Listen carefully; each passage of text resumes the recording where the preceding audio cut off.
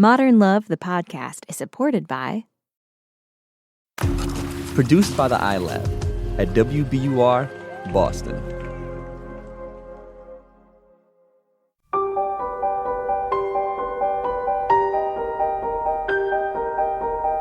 From the New York Times and WBUR Boston, this is Modern Love. Stories of love, loss, and redemption. I'm your host, Meghna Chakrabarty.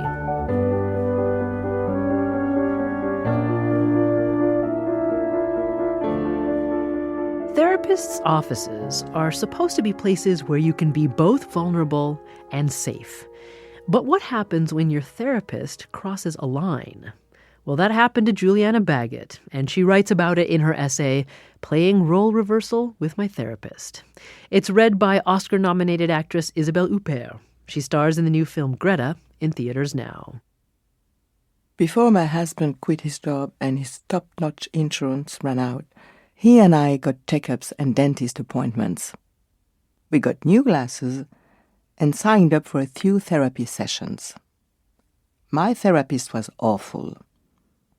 I talked about my occasional panic attacks and insomnia, and she gave me homework, rating my anxiety on a scale of 1 to 10 in a notebook. A process, it turned out, that made me more anxious. My husband's therapist, on the other hand, had him talking about his childhood and his recurring dreams about breathing underwater and not being able to find his soccer cleats. His homework was to write a long, angry letter to his mother that he didn't ever have to send. Eventually, our insurance ended. We wrapped up therapy and went on with our lives.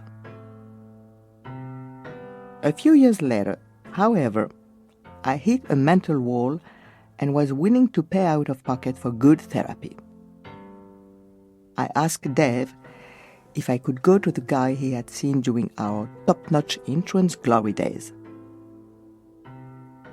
I saw the difference immediately.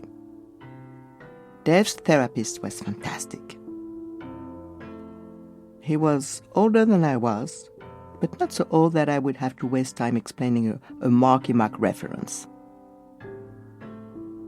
He had read my novels and poetry collection when Dave was his patient, and right from the start, he was able to make groundbreaking connections between my writing and my life. He asked me pointed questions about my childhood, and I cried. He took lots of notes. One night, lying in bed with Dave and talking about a recent therapy session, I said, "Wouldn't it be easier if he let me read all of the notes he takes while I yammer?" Dave looked at me quizzically. "He takes notes? He never took notes with me." "Maybe you were a textbook case," I told him, "and notes weren't necessary." Dave accused me of psychological arrogance, and he was right.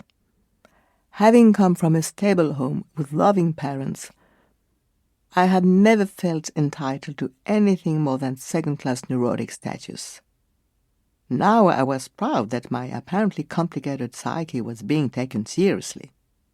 When I confessed during a session that I wanted to be of more use, my therapist told me to read Marge Pierce's poem, To Be of Use. When I complained about critics, he showed me a poem by Frank O'Hara, in which the poet compares critics to assassins.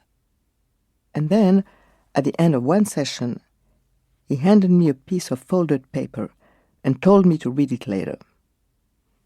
I assumed it was another literary pick-me-up. I read it in my car. It was a poem. A handwritten poem, one he had written about me, for me. Worse, this was no first draft. It was well crafted and made literary references to my work. The poem included a divining rod, blue butterflies, and a fairly lush description of my lips. There seemed no way around it. This was a love poem.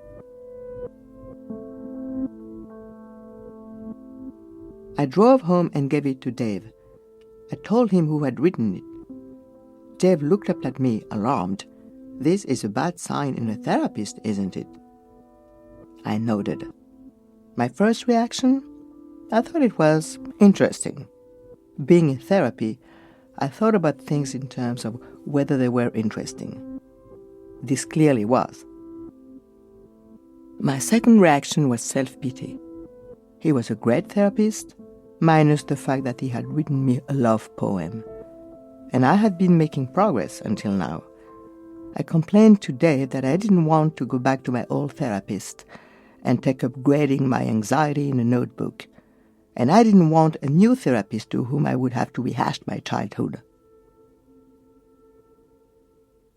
My third reaction settled in over the course of the next few days, and it had to do with the adrenaline rush of catching an authority figure doing something wrong, having proof of that misdeed, and knowing the balance of power was about to shift in your favor. What would it mean to have power over my therapist? How would I wield it? Furthermore, wasn't there something fundamentally, psychologically wrong with wanting to wield power over one's therapist?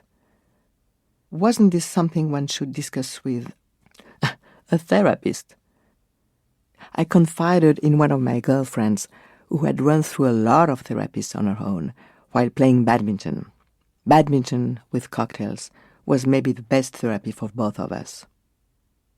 Call him up and break things off on the phone, she said. They're used to it. People do it all the time. It's my preferred way of breaking up with a therapist. She was in therapy for conflict evasion, among other things. Are you kidding? I said. Of course I'm going back, if for no other reason than to see the look on his face. But even as I said this, I was anxious. I thought I had known him, but the poem was such a shock that now all bets were off. What was I walking into? Was the poem a test of some sort? Was it interesting in a way that I wasn't getting? Did the poem mean something that, if I read it correctly, would lead to a breakthrough? Before I left for my next session, Dave actually expressed concern and asked if he should come along, but I told him I wanted to go alone. I think he's just a little vain, I said. He overestimated the effect of his poetry. Basically, I led the session that day. We sat in our normal places, but this little hierarchy, me on the sofa, him in the leather chair, seemed all wrong.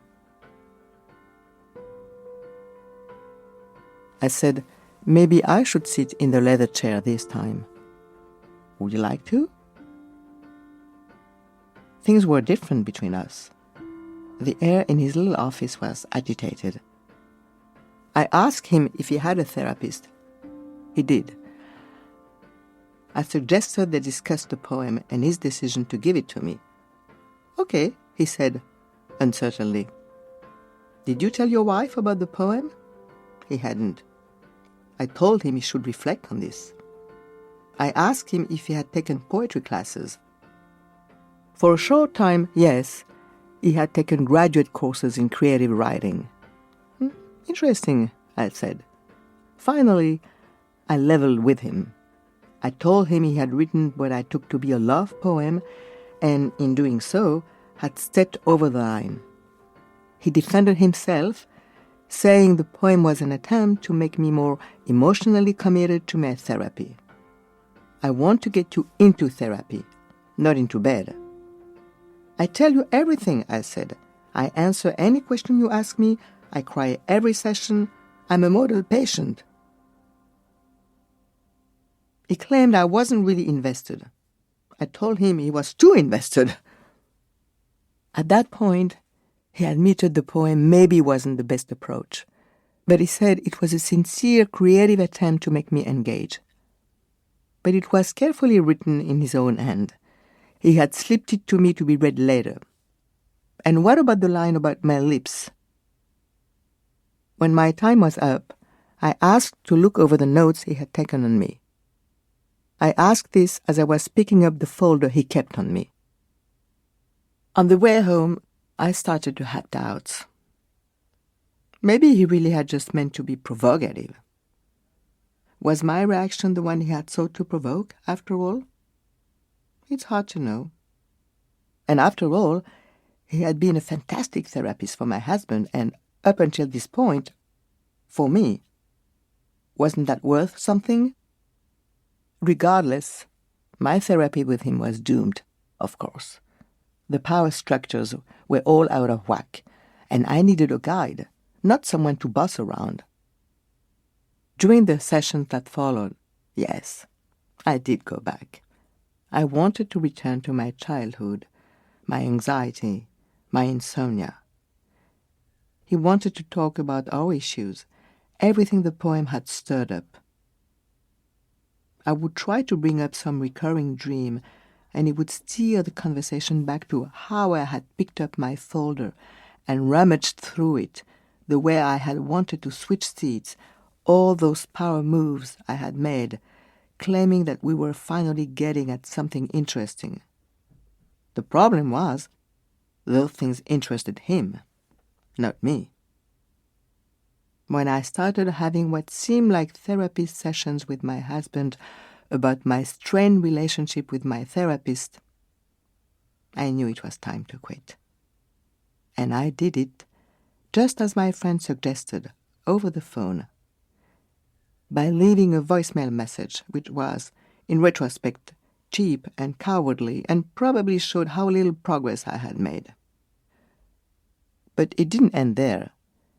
In response, he wrote me a long letter, which included some heavy lifting about my relationship with my father, and he told me that my treatment of male characters in my novels deserved a deeper look into my issues with men.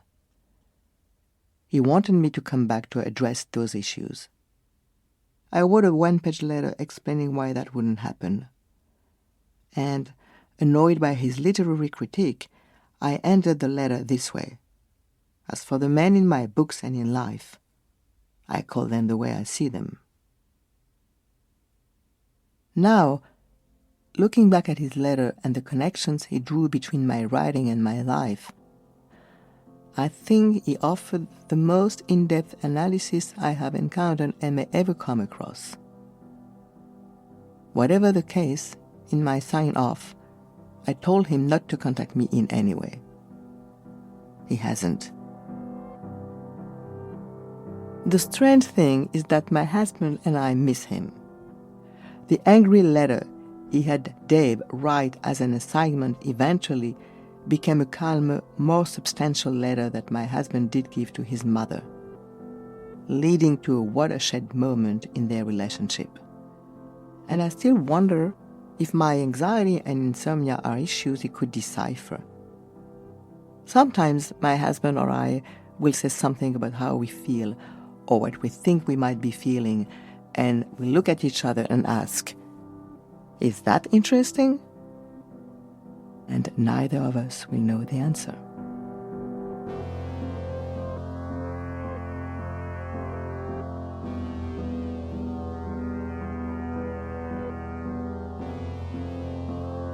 That's Isabelle Huppert reading Julianna Baggott's essay, Playing Role Reversal with My Therapist. We'll catch up with Julianna after the break.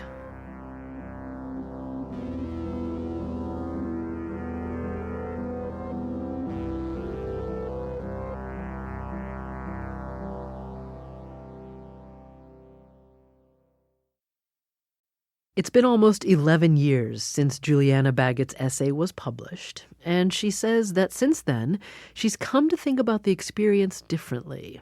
When someone does blur the lines and the boundaries for you, a lot of times I think our culture talks a lot about the feeling of being a victim in that situation. And I'm saying, hey, you can have a lot of different emotions. You can have a lot of different reactions. And I don't feel bad for my very strange reaction of glee, of being like, oh, I caught you. You're doing something clearly wrong, which in a weird way makes me clearly right. I like being right. I think that it's okay to have lots of different reactions to that. And if you gain a little power in that situation, that's okay. It's strange, but that's okay. And you can use that maybe. Julianna says the interaction didn't turn her off from therapy, and she's still interested in the way that your relationship with your therapist relates to your relationship with your partner.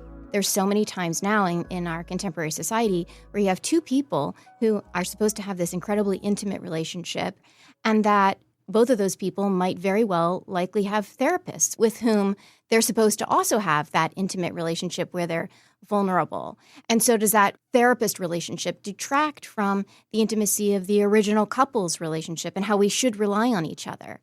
Of course, that gets to be too much. I mean, Dave and I have both lived and had traumas and had things happen, and we don't have the skill set necessarily to always help each other in the way we need to. But in my definition of a relationship, the outside world is hard, and marriage itself should be kind of a sanctuary and a place where you can be vulnerable and have those intimate conversations. So I think that Dave and I, we save each other again and again and again in a way that no therapist could.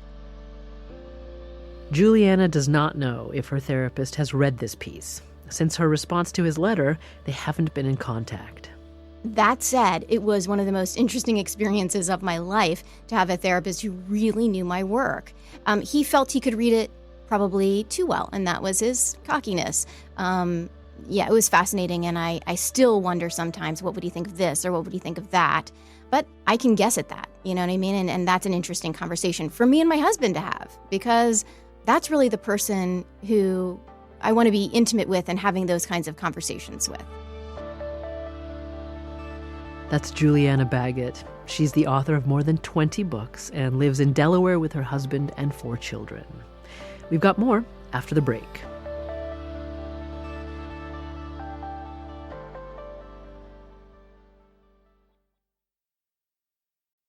Here's Daniel Jones, editor of the Modern Love column for The New York Times.